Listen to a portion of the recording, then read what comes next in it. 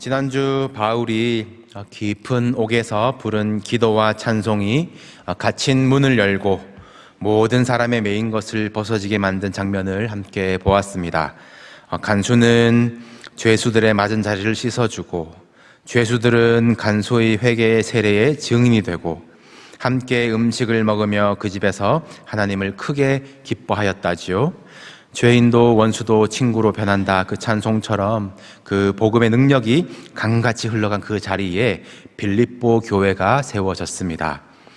이방 여인, 그래도 조금 성공했던 사업가 루디아와 그런데 귀신 들렸었던 여종이 또 한 성도로 만나고, 또 로마인과 유대인, 죄수들과 간수들이 가정에 모여 교회를 이루었을 것이에요.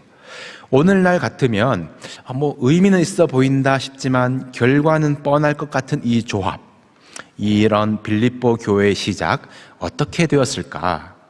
사도행전 시리즈 중이지만 우리가 빌립보 교회의 이야기가 더는 사도행전에 등장하지 않기 때문에 오늘 우리는 바울이 빌립보 교회에 쓴 편지를 통해서 빌립보 교회가 어떻게 되었는지를 들어보려고 합니다.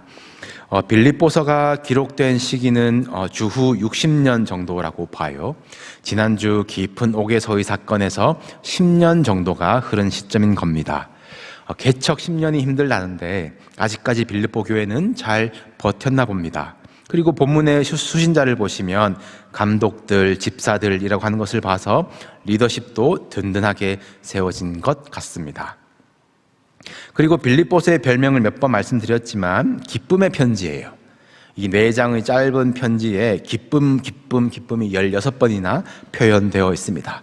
바울이 이 교회를 생각만 하면 감사하고 기쁘다라는 거예요.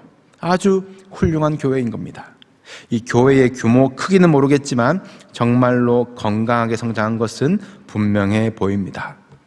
과연 무엇이 바울을 그렇게 기쁘게 하였을까? 이제 바울의 심사평을 들어봐야 하는 건데, 이 놀라운 것은 지금 바울은 감사하고 기뻐할 처지가 아니거든요. 빌립보서는 이 4권의 옥중 서신 중에 하나입니다. 바울이 감옥에서 썼다는 거예요. 감옥에 있는 바울이 감사하고 기뻐할 수 있을까? 또 바울이 말하기를 은혜와 평강이 너희에게 있을지어다, 그게 감옥 안에서 밖으로 할 말입니까? 거꾸로 감옥 안의 바울이 위로받아야 될 말 같은데요. 이것은 바울은 자신의 처지, 어려운 상황, 비참한 형편에 좌우되는 그 감사, 기쁨, 은혜, 평강을 말하는 것이 아니라는 것입니다. 또한 빌립보 교회가 그 흔들리지 않는 감사와 기쁨과 은혜와 평강을 가졌다는 것 아니겠습니까? 빌립보 교회가 정말 그런 교회가 되었는지 오늘 바울의 편지를 차분히 따라가면서 오늘 설교를 바울의 설교로 받으시면 좋겠습니다. 1절을 다시 보시겠습니다. 1절입니다. 그리스도 예수의 종 바울과 디모데는 그리스도 예수 안에서 빌립보에 사는 모든 성도와 또한 감독들과 집사들에게 편지하노니, 열어놓으시고요. 바울은 스스로를 이 연소했고 또 자기 아들과도 같았던 그 디모데와 동급으로 엮여서 나는 그리스도 예수의 종이라고 표현을 합니다. 자신을 종이라고 소개한 편지가 바울 서신 중에 빌립보서랑 이 로마서 정도인데, 이 로마서는요, 이 로마 교회에 가보기 전에, 성도들을 만나기 전에 저는 이런 사람이고요, 저는 이렇게 믿고 이렇게 가르칩니다, 바울의 레주메가 이 로마서 편지예요. 그리고 나머지 대부분의 바울 서신의 인사말에는 바울은 스스로를 소개하기를 사도된 나 바울은 이렇게 표현을 합니다. 바울이 다녀왔던 교회들은 전부 곳에 문제가 생겨서 말을 좀 안 듣거나 싸우거나 갈라졌거나 바울에게 자격 시비를 거는 교회들이었어요. 바울이 사도의 권위를 내세워야 하는 교회였습니다. 그래야 말을 들으니까요. 그런데 바울이 지난주 그냥 다녀왔던 이 빌립보 교회를 향해서는 바울이 그냥 편하게 나는 종이다라고 칭하고 있습니다. 여기 종이라는 단어가 둘루스, 이 누군가에게 매여 있는 신세, 자기 권리는 없는 신분을 말하는 종이에요. 그러니까 바울에게 있어서 이 빌립보 교회는 내 권리를 주장하지 않아도 되는 교회, 서로 낮추고 섬기고 이 빌립보서 2장의 말씀처럼 너희 안에 이 마음을 품으라. 곧 그리스도 예수의 마음, 겸손한 마음으로 각각 자기보다 남을 더 낮게 여기는 이 교회라는 것 아닐까요? 이것이 기쁨이 있는 교회인 줄로 믿습니다. 이 내 권리를 주장하지 않으면 바보 되는 것 같은 이 세상의 원리에서 자유한 교회, 권리를 제한하거나 아니면 책임만 지우는 그런 우열을 세우지 않는 교회, 주장만 하면서 책임은 지지 않는 그런 위선이 없는 교회, 서로 낮추고 섬겨서 너도 나도 먼저 종의 자리로 내가 무익한 종입니다 라고 말하는 것이 그리스도의 영광이 되는 교회, 자기를 비우시고 종의 형체를 가지신 그 예수 그리스도의 마음이 가득 찬 교회, 거기서 오는 기쁨이 오늘날 우리가 회복해야 할 교회의 원리인 줄로 믿습니다. 빌립보 교회 구성원들 들으셨잖아요. 여사업가, 여종, 간수, 죄수, 이방인, 유대인 누구도 주인의 자리에 앉지 아니하고 그리스도를 주인 삼아서 서로 종이라고 섬기면서 10년을 세워온 교회. 3절을 보실까요? 3절을 보시면 내가 너희를 생각할 때마다 나의 하나님께 감사하다. 사람의 경영, 바울의 지도로는 도저히 될 수 없는 이 일이 하나님으로 말미암아 되었다는 고백입니다. 이어지는 말씀을 봅시다. 4절과 5절입니다. 내가 간구할 때마다 너희 무리를 위하여 기쁨으로 항상 간구함은 너희가 첫날부터 이제까지 복음을 위한 일에 참여하고 있기 때문이라. 여기서 간구라는 말은 기도한다라는 것인데, 기도할 때마다 기쁨으로 계속 기도가 나온대요. 너희가, 빌립보 교회가 첫날부터 이제까지 복음을 위한 일에 참여하고 있기 때문이라고 합니다. 첫날이 언제였을까요? 강가 야외배에서 루디아를 만나서 주의 말씀을 전한 그날일까요? 귀신 들린 여종을 길에서 만났을 때에 예수 그리스도의 이름으로 쫓아내는 그날일까요? 감옥문이 열리고 간수의 살 소망이 끊어졌을 때에 주 예수를 믿으라, 그리하면 너와 내 집을 구원을 받으리라 선포한 그날일까요? 언제가 빌립보 교회의 첫날인지는 알 수 없어도 이 일들의 모든 공통점은 예수 그리스도를 말했을 때라는 것입니다. 이것이 복음을 위한 일의 참여예요. 참여의 원어를 좀 더 살리자면 교제입니다. 복음을 위한 일, 예수 그리스도를 말하는 일로 교제하는 교회라는 겁니다. 이런 교회가 기쁨의 교회래요. 한인교회가 신앙적으로 늘 고민하는 약점이자 조금만 바꾸면 전도의 기회가 되기도 하는 그 강점이 바로 이 소셜이 강한 이민교회라는 것 아니겠습니까?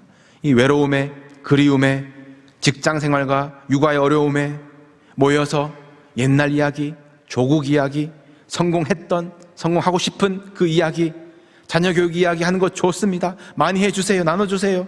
그렇게 우리가 서로 끌어주면서 생존해 나가는 것이고 전도의 통로가 열리는 것 아니겠습니까? 그러나 우리가 기억해야 할 것은 교회가 교회되게 하는 것, 그냥 지나가는 수다보다 훨씬 진하고 깊은 기쁨, 내가 교회 다녀왔구나 라는 그 영혼의 충족이 있게 하는 것은 예수 그리스도를 나누는 교제를 통해서인 줄로 믿습니다. 우리 복음을 위한 일에 참여합시다. 교제합시다. 우리들이 나가고 만나고 집을 향하는 그 복음의 대화들이 예수 그리스도를 나누는 교제가 되고 그 안에서 세상이 줄 수 없는 기쁨이 우리 가운데 느껴지시기를 우리 주님의 이름으로 축복합니다. 또 6절 다시 한번 보실까요? 6절을 보시면 이 일들, 우리가 예수 그리스도를 나누는 이 교제, 이 일들을 착한 일이라고 다시 표현을 하고 있어요. 복음을 위한 이 교회의 일을 시작하신 분이 하나님이십니다. 그리고 예수의 날까지, 주님 다시 오실 때까지 마침내 이루실 줄을 확신하며 가는 것이에요. 내가 괜히 시작했나? 괜히 결단했나? 괜히 자원했나? 이거 안 되는 건가? 안 통하는 건가? 안 열리는 건가? 여러분, 복음에는 후회가 없습니다. 후퇴도 없습니다. 하나님이 시작하신 일이시니 하나님이 이루실 것입니다. 시작하신 분과 끝내 이루신다는 것을 알면 우리가 두려워하고 걱정할 필요가 없죠. 당연히 기쁨과 평강이 우리를 채웁니다. 이 일을 우리 안에서 시작하신다고 하셨잖아요. 우리 안에 하나님의 디자인의 원본, 하나님의 형상, 영혼이 있습니다. 하나님은 우리 안에서 시작하십니다. 두드리십니다. 갈급함을 느끼게 하십니다. 예수 그리스도를 말하고 싶다, 나누고 싶다, 예배하고 싶다, 기도하고 싶다. 사랑하는 성도 여러분, 우리 영혼의 필요를 채우는 교회가 되기를 소원합니다. 우리가 겉사람은 후패해지자 속사람은 날로 날로 새로워지는 것이에요. 겉사람을 보고 판단하지 말고 우리 속사람을 사랑합시다. 하나님의 은혜는 우리로 착한 일을 시작하게 하십니다. 하나님의 평강은 고난과 시련 속에서 그 착한 일을 이어가게 하십니다. 은혜와 평강이 너희에게 있을지어다. 바울의 축복이 우리를 초대하고 있습니다. 너희가 다 나와 함께 은혜에 참여한 자가 되었다. 그 기쁨이 넘친 우리 교회 되기를 주님의 이름으로 소원합니다. 바울이 이 빌립보 교회를 얼마나 사랑하는지, 인간의 애정을 넘어서 나는 예수 그리스도의 심장으로 너희를 사모하고 사랑한다라고 고백하고 있어요. 하나님이 증인이시래요. 몸은 갇힌 자가 되어서 로마 감옥에 있고, 사랑하는 성도들은 멀리 빌립보에 있지만 그의 사랑은 어떻게 증거됩니까? 기도하고 기도했어요. 그래서 기도를 들으신 하나님이 내 증인이시다라는 겁니다. 우리 공동체에 사랑이 있는가는 우리가 이웃을 위해서, 남을 위해서, 지체를 위해서 얼마나 기도하는지로 하나님은 헤아리실 것입니다. 어떻게 기도해야 합니까? 바울이 어떻게 기도했는지 나와 있어요. 9절부터 보시겠습니다. 9절을 보시면 내가 기도하노라. 첫 번째 기도 제목이 너희 사랑을 지식과 모든 총명으로 점점 더 풍성하게 하사. 바울은 교회 안에 사랑이 풍성하게 되기를 기도했습니다. 이 사랑은 좋아해, 응원해, 지지해 그런 감정을 품는 것이 아니에요. 사랑을 어떻게 하라고 했습니까? 뭔가 잘 매칭이 안 되는 것과 같은 그런 두 개가 나오죠. 지식과 총명으로 사랑을 풍성하게 한대요. 그것을 위해서 기도했습니다. 지식은 알아가는 것이며 총명은 분별하는 것이거든요. 교회 안에 풍성하게 되어야 될 사랑은 감정의 뜨거움들 그런 것이 아니라 내 인격, 내 감정에 따른 그 사랑 너머로 주님께서 우리를 위해서 희생하시고 용서하신 그 사랑을 알아가는 것이 중요한 것이에요. 주님의 그 사랑을 깊이 알아갈수록 우리의 사랑도 풍성해지는 것입니다. 우리의 무조건 사랑이 아니라 지식으로 풍성해지는 사랑인 것이에요. 사랑장 고린도전서 13장 잘 아시지요? 그것이 쭉 이어가다가 어떻게 끝이 납니까? 사랑이 뭘까? 쭉 이야기를 하다가 마지막에 결론이 우리가 지금은 내가 부분적으로 아나 그때에는 주께서 나를 아신 것 같이 내가 온전히 알리라. 아는 것이 사랑인 것이에요. 그런즉 믿음, 소망, 사랑 이 세 가지는 항상 있을 것인데 그 중에 제일은 사랑이라. 알아가는 겁니다. 온전히 알 때까지. 눈 딱 감고 무조건 사랑하고 마음으로 애쓰는 사랑이 아니라 예수 그리스도를 알아갈수록 내가 애쓰지 않아도 용서가 쉬워지고 원수도 사랑하게 되는 것이 풍성한 그리스도의 사랑이에요.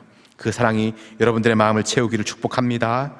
빌립보 교회를 향한 바울의 두 번째 기도 제목은 10절에 너희로 지극히 선한 것을 분별하며 또 진실하며 허물 없이 그리스도의 날까지 이루고 기도하고 있습니다. 지난 주간에 배우셨죠? 바울이 아시아로 복음을 들고 가려고 애쓴 것을 보셨지만 복음이라고 해서 선하다고 해서 다 되는 것이 아닙니다. 분별해야 되는 것이에요. 선하고 선한 것들이 많고 많지만 그 중에 지극히 선한 것이 있대요. 로마서에는 이 표현이 지극히 선한 것 하나님의 뜻으로 이어집니다. 영원한 뜻이 있고 우주를 다루시는 하나님의 뜻이 있지만 오늘 여기 우리를 향하신 하나님의 뜻이 있다 분별하라는 것이에요. 교회의 이름으로 할 수 있는 일들이 너무나 많습니다. 우리에게 주어진 오늘날의 선택지 가운데 우리가 이것이 하나님의 뜻이라고 성경적이라고 사랑이라고 진리라고 붙이지 못할 일들은 없을 것이에요. 그러나 오늘 여기 우리에게 지극히 선한 것이 무엇인가 우리는 묻고 또 물어야 되는 것입니다. 그래서 결국 기도인 것이에요. 마지막 바울의 기도 제목 11절은 의의 열매가 가득하여 하나님의 영광과 찬송이 되기를 원하노라 이렇게 기도했대요. 그런데 이 의의 열매는 어떻게 가득하게 맺어집니까? 예수 그리스도로 말미암아. 예수 그리스도로 말미암아 맺어지는 열매예요. 내 힘, 내 뿌리, 내 진행에서 나오는 열매가 아니라 예수 그리스도입니다. 예수님도 말씀하셨죠. 그가 내 안에 내가 그 안에 거하면 사람이 열매를 많이 맺나니. 우리가 예수님 안에, 예수님이 우리 안에 참 포도나무신 예수님께 우리는 가지처럼 예수님으로부터 양분을 공급받는 그 가지는 열매를 많이 맺습니다. 그래서 주님 말씀하시죠. 이것을 너에게 이름은, 가지가 열매를 많이 맺는 이 원리를 너에게 이름은 내 기쁨이 너희 안에 있어 너희 기쁨을 충만하게 하려 함이라고 하셨어요. 기쁨의 비결인 것입니다. 예수님 안에 기쁨이 있습니다. 예수님과 진액을 나누는 그런 깊고 친밀한 관계 안에 참 기쁨이 있습니다. 의의 열매가 가득하며 하나님의 영광과 찬송이 되는 것이에요. 그러나 그 뿌리가 자기에게 있으면, 예수 그리스도께 접붙임 받지 못하면, 자기 것이 끊어지고 예수 그리스도께 접붙임을 받지 않으면 자기 의의 열매를 가득하게 맺고 주님은 그것을 모아다가 불에 던져 사른다고 말씀하셨어요. 우리 교회가 가진 기쁨이 무엇입니까? 지금 혹시 기쁨이 바닥입니까? 막막합니까? 상황과 형편, 사람에게 붙어있던 기쁨이라면 우리는 절대 감사하지 못하고 기뻐하지 못하고 평강하지 않을 것입니다. 빌립보에서는 감옥문이 열렸는데 로마 감옥에서는 왜 안 열릴까? 거기에 좌우되는 기쁨이 아닌 것이에요. 바울의 기도발이 떨어진 건가 민망할 법하지만 바울은 고백합니다. 이 당한 일로 전파되는 것이 그리스도니 내가 기뻐하고 또한 기뻐하리라. 바울의 기쁨의 기준은 예수 그리스도입니다. 예수 그리스도. 사랑하는 성도 여러분, 예수 그리스도로 인하여 우리는 기뻐할 수 있습니다. 예수 그리스도에 대해서 대화할 때에 우리 안에는 기쁨이 넘칠 것입니다. 예수 그리스도께서 시작하셨다, 만나게 하셨다는 사실에 우리는 감사할 수 있습니다. 예수 그리스도께서 마침내 이루실 것이라는 사실에 우리는 평강할 수 있습니다. 우리가 서로 섬기면서 복음으로 교제할 때에 우리 안에 이 기쁨이 충만하기를 원합니다. 세상이 빼앗지도 흔들지도 못하는 그 기쁨과 감사, 은혜와 평강이 우리 교회와 여러분들의 가정을 견고하게 지키시리라 믿습니다. 하나님이 우리와 함께 하십니다. 우리 찬양하시겠습니다.